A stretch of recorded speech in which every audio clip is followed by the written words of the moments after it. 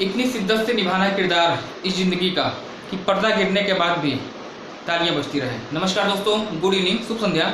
एक बार फिर से आप सभी का हार्दिक स्वागत होगा। 10 का दम एक श्रृंखला चल रही है जो कि स्पेशली 19 जून को आयोजित होने वाली लेखपाल भर्ती परीक्षा के लिए इसका आयोजन किया गया है। उम्मीद है कि आपको पसंद आ रहा होगा।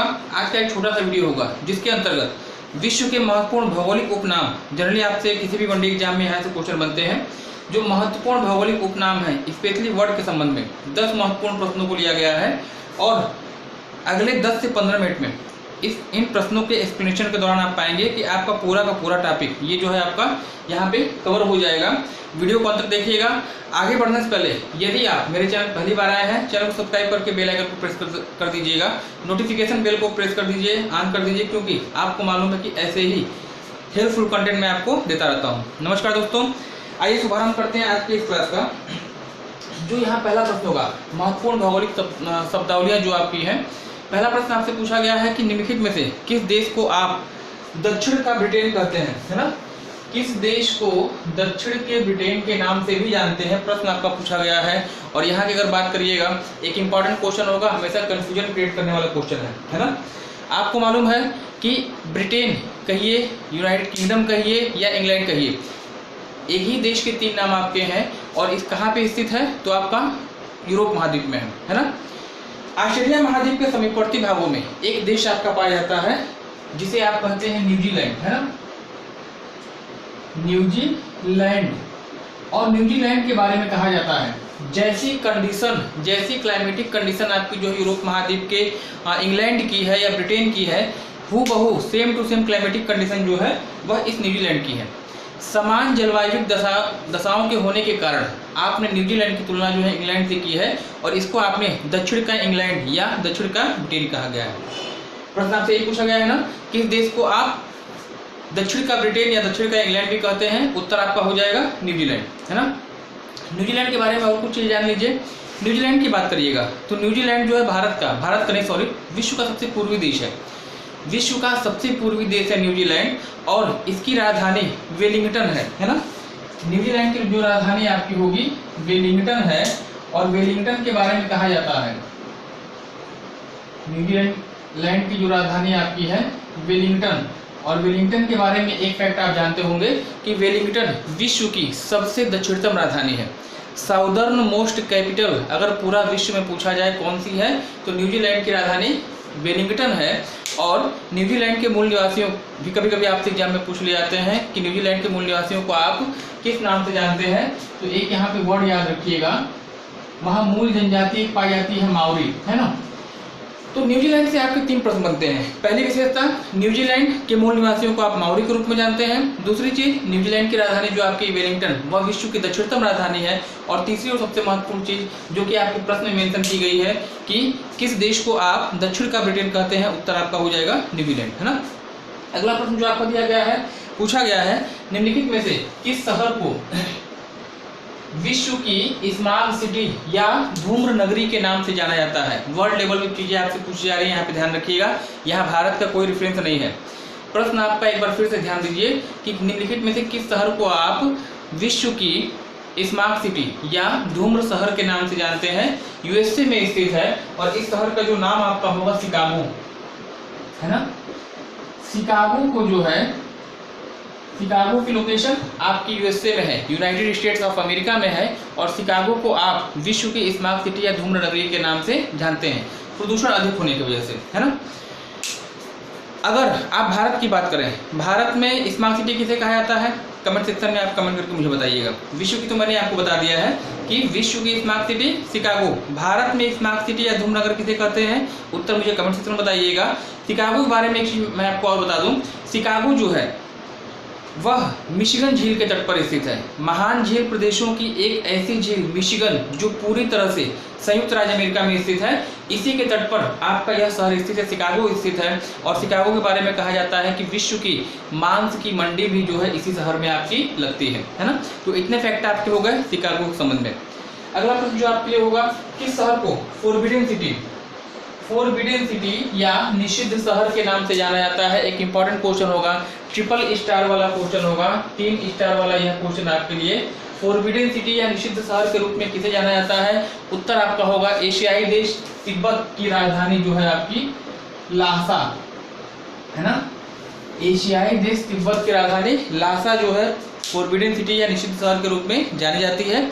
अब तो मान लीजिए कि तिब्बत चाइना का अधीन है, मतलब पहले जो है लासा का एक अलग ही अस्तित्व आपका होता था, है ना। अगला प्रश्न जो आपका होगा, अफ्रीका महाद्वीप के किस देश को अफ्रीका का कश्मीर की संज्ञा दी जाती है ना। अफ्रीका महाद्वीप के किस देश को आप अफ्रीका का कश्मीर कहते हैं? अद्भुत प्राकृतिक सौंदर्य होने के कारण जो है अफ्रीका में एक देश पड़ता है मालावी, है ना। अफ्रीका में एक देश पड़ता है मालावी। यहाँ का जो प्राकृतिक सौंदर्य है, अनुपम छटा जो है वह भारत में स्थित जम्मू कश्मीर से हूबहू मिलती है, सेम टू सेम मिलती है। और यही कारण है कि प्राकृतिक सौंदर्य के कारण इस मालावी की तुलना जो है कश्मीर से की गई है और इसको आपने क्या कह दिया है? अफ्रीका महाद्वीप का कश्मीर कहा है ना। चलिए नेक्स्ट अगला प्रश्न जो आपके लिए होगा, प्रातःकालीन शांति की भूमि तथा संतों की भूमि, या इसी को अंग्रेजी में आप कहते हैं हर्मिट किंगडम, है ना। 3 विशेषता याद रखिएगा। प्रातःकालीन शांति की भूमि कह लीजिए, संतों की भूमि कह लीजिए, या हर्मिट किंगडम कह लीजिए। किस देश की उपमा है, किस देश का उपनाम है?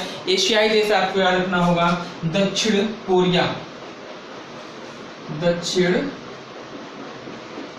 कोरिया की बात करिएगा, एशिया का देश है, पूर्वी एशिया में स्थित देश है। और यहाँ पे सेम टू सेम हूबहू जैसे भारत में संतों की भूमि मानी जाती है, धार्मिक अनुष्ठान आपके होते हैं, वैसे ही इस देश में भी आपके शांति प्रिय देश है ना।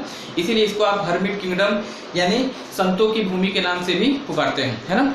आप मुझे कमेंट सेक्शन में बताइएगा, उत्तरी कोरिया और दक्षिण कोरिया को जो सीमा रेखा विभाजित करती है, जो अक्षांश रेखा उत्तर कोरिया और दक्षिण कोरिया को विभाजित करती है, आप मुझे कमेंट सेक्शन में उसका नाम कमेंट करेंगे, है ना। अगला प्रश्न जो आपके होगा, किस नदी को पीली नदी या पीला खतरा एवं चाइनीज शोक के रूप में जानते हैं? प्रचलित क्वेश्चन है, मुझे पूरी उम्मीद है कि आप में से कोई भी इस प्रश्न का गलत उत्तर नहीं देगा। चाइनीज शोक कहिएगा, चीन का शोक कह लीजिए, पीली नदी कह लीजिए, पीला खतरा कह लीजिए। चीन में एक नदी आपकी प्रवाहित होती है, नाम होगा वांगो, है ना। वांगो नदी ये जो है पीला खतरा या पीली नदी के रूप में जानी जाती है ना। भारत के रेफरेंस से बात करिएगा तो भारत में एक नदी आपकी बहती है बिहार में, कोसी। बहुत ही फेमस क्वेश्चन आपका है। कोसी गंगा की सहायक नदी है और बिहार राज्य में अपार जनधन की अपार जनधन की हानि करती है। कारण क्या है? कभी भी एक निश्चित रूप से नहीं प्रभावित होती है। विश्व में सर्वाधिक मार्ग का जो परिवर्तन करती है वो आपकी कौन करती है? तो कोसी करती है, गंगा की सहायक है। और यही कारण है कि कोसी नदी को आपने क्या कहा है? बिहार का शोक कहा है ना। तो चाइनीज शोक पूछा आता है, वांगो बताइएगा, बिहार का शोक पूछा आता है, आप बताएंगे कोसी को। इसके अलावा दामोदर बंगाल का शोक और महानदी आपका उड़ीसा का शोक। चलिए इतनी चीजें आप क्लियर हो गई, है ना। किस महाद्वीप को आप विज्ञान के लिए समर्पित महाद्वीप, ट्रिपल स्टार वाला क्वेश्चन होगा, ट्रिपल स्टार वाला क्वेश्चन होगा। किस महाद्वीप को आप विज्ञान के लिए समर्पित महाद्वीप की संज्ञा के रूप में भी जानते हैं, संज्ञा देते हैं? परीक्षा की दृष्टि से एक इंपॉर्टेंट क्वेश्चन होगा। श्वेत महाद्वीप कहिएगा, गतिशील महाद्वीप कहिएगा, या विज्ञान के लिए समर्पित महाद्वीप कहिएगा। तीनों जो आपका हो जाएगा। विश्व का 5वां सबसे बड़ा महाद्वीप है आपका अंटार्कटिका, है ना। विश्व का 5वां सबसे बड़ा महाद्वीप अंटार्कटिका महाद्वीप बर्फ की अधिकता होने के कारण इसे श्वेत महाद्वीप कहा जाता है। ऋतु के अनुसार अपने आकार का परिवर्तन करता है, इसलिए इसे आप गतिशील महाद्वीप कहते हैं। और वैज्ञानिकों का ऐसा अनुमान है कि यदि यहाँ की बर्फ को हटाकर इस महाद्वीप पे जो आपकी कई फुट आपकी बर्फ आपकी जमी हुई है, उस बर्फ को हटाकर अगर आप क्या करते हैं, वहाँ के धरातल खुदाई करते हैं, तो आपको निश्चित रूप से खनिज संसाधन की प्राप्ति हो सकती है। कोयला मिल सकता है, लोहा मिल सकता है, अभ्रक मिल सकता है ना, टंगस्टन हो गया, बॉक्साइट हो गया की प्राप्ति हो सकती है ना। ऐसा अनुमान है। अब इस अनुमान को सही साबित करने के लिए विश्व के जितने भी विकसित देश हैं, है ना, जितने भी विकसित देश हैं, उन्होंने इस महाद्वीप में, अंटार्कटिका महाद्वीप में जो है क्या किया है, अस्थायी मानव बस्तियों को बसाया है। वैज्ञानिकों का समूह यहाँ पे 5-6 महीना, साल 2 साल क्या करता है, निवास करता है, वहाँ के धरातल का अध्ययन करता है। और वहाँ के धरातल को अध्ययन करने के बाद क्या कंडीशन है, कहाँ सोना मिल सकता है, कहाँ चांदी मिल सकता है, कहाँ पेट्रोलियम मिल सकता है, इसकी खोज करता है ना। आरंभ से ही यह महाद्वीप जो है वैज्ञानिक एक्टिविटी, साइंटिफिक एक्टिविटी का केंद्र बिंदु रहा है, वैज्ञानिक गतिविधियों का केंद्र रहा है। इसी कारण अंटार्कटिका महाद्वीप को आप क्या कहते हैं, विज्ञान के लिए समर्पित महाद्वीप भी कहते हैं। तो एक इंपॉर्टेंट क्वेश्चन होगा आप लोग के लिए, हमेशा एग्जाम में क्वेश्चन यहाँ से पूछ लिया जाता है। अगला प्रश्न अगर पूछा गया है सांपों का देश, कंट्री ऑफ स्नेक्स के नाम से किसे जाना जाता है? अमेजन वर्षा वन कहाँ पाए जाते हैं? मुख्यतः 60 to 70% ब्राजील में, है ना। और यहीं पे जो है आपका सांपों की अधिकता आपकी पाई जाती है, जिस कारण इसे आप क्या कहते हैं?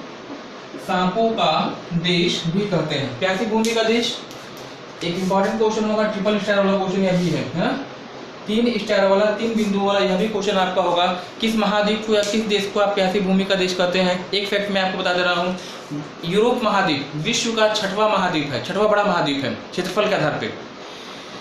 यूरोप महाद्वीप क्षेत्रफल के आधार पे विश्व का 6वां सबसे बड़ा महाद्वीप है, और इस महाद्वीप के बारे में कहा जाता है कि इस महाद्वीप में कोई भी मरुस्थल नहीं है, डेजर्ट नहीं है। यूरोप की मैं बात कर रहा हूँ। इसके जस्ट विपरीत अगर ऑस्ट्रेलिया की बात करिएगा तो ऑस्ट्रेलिया महाद्वीप एक ऐसा महाद्वीप है जहाँ पे मरुस्थलों की बहुतायत है, मरुस्थलों की संख्या ज़्यादा है। सबसे अधिक डेजर्ट कहीं पे पाए जाते हैं तो वह ऑस्ट्रेलिया महाद्वीप में पाए जाते हैं, और यही कारण है कि ऑस्ट्रेलिया महाद्वीप को आप क्या कहते हैं? प्यासी भूमि का देश भी कहा जाता है ना। ऑस्ट्रेलिया महाद्वीप की विशेषता है, ध्यान रखिएगा, आपके लिए इंपॉर्टेंट होगा, है ना। ऑस्ट्रेलिया के मूल निवासियों को आप किस नाम से जानते हैं? आप कमेंट सेक्शन में कमेंट करके मुझे बताइएगा, है ना। सबसे अंत में किस देश को आप यूरोप का रोगी कहते हैं? एक इंपॉर्टेंट क्वेश्चन होगा, और नियर अबाउट यह भी कई बार एग्जाम में आपसे पूछा गया है। सिक मैन ऑफ यूरोप, है ना। यूरोप महाद्वीप का रोगी किसे कहा जाता है? एक देश आपका पड़ता है तुर्की, है ना। तुर्की जो है, तुर्की और रूस ऐसे 2 देश हैं, है ना। तुर्की और रूस ऐसे 2 देश हैं जो दोनों महाद्वीप में पड़ते हैं, मतलब एशिया में भी हैं और साथ ही साथ यूरोप महाद्वीप में भी हैं। इनकी जो राजधानियां हैं, मॉस्को हो गया चाहे अंकारा हो गया, दोनों कहाँ हैं? यूरोप महाद्वीप में। इसलिए मूल रूप से इन दोनों को कहाँ का देश माना जाता है? यूरोप महाद्वीप का। तुर्की की बात करिएगा, देखिए यूरोप महाद्वीप जो है विश्व का सबसे डेवलप कॉन्टिनेंट है, सबसे डेवलप, सबसे विकसित अगर महाद्वीप पूछा जाए, उत्तर बताइएगा यूरोप, है ना। चाहे फिजिकली हो चाहे मेंटली हो, हर तरह से आगे हैं वो लोग, हमसे कई गुना आगे हैं। लेकिन तुर्की की कंडीशन क्या है? तुर्की विकसित तो है, लेकिन वहाँ पर्टिकुलर महिलाओं के लिए क्या कंडीशन है? बहुत ही ज़्यादा पाबंदियाँ हैं। घर से वह नहीं निकलती हैं, या निकलती भी हैं तो उनका पूरा का पूरा शरीर ढका रहता है, नकाब हिजाब तक पूरा पहन के निकलती हैं, है ना।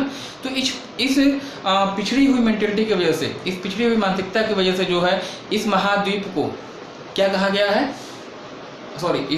इस देश को आपने यूरोप का यूरोप का रोगी भी कहा है, किसे? तुर्की को, है ना। तो एक तो यूरोप का रोगी याद रखिएगा, तुर्की, और एक आपको याद रखना होगा चाइनीज, मतलब एशिया का रोगी आपसे पूछा जाता है तो आपका उत्तर क्या हो जाएगा? चाइना यानी चीन, है ना। तो इतनी चीज़ें हैं 10 प्रश्नों के दौरान। मैंने कहा था ना कि अगले 10 से 15 मिनट में आपकी पूरा का पूरा टॉपिक यहाँ पे कंप्लीट हो जाएगा। देखने में 10 प्रश्न आपको जरूर लग रहे होंगे, लेकिन निश्चित रूप से जो है ये ऐसे प्रश्न हैं, इनके एक्सप्लेनेशन के दौरान मुझे नहीं लगता है कि कोई भी आपका ऐसा प्रश्न आपका बचेगा जो कि इस टॉपिक से पूछा जाए और आप कवर ना कर पाए, है ना। तो आज के लिए इतना ही। चैनल पहली बार आया है, चैनल को सब्सक्राइब करके बेल आइकन को प्रेस कर दीजिएगा, और नोटिफिकेशन बेल को प्रेस कर दीजिए, क्योंकि ऐसे ही हेल्पफुल कंटेंट मैं आपको प्रोवाइड करता रहता हूँ। धन्यवाद, have a nice day, thanks for joining me.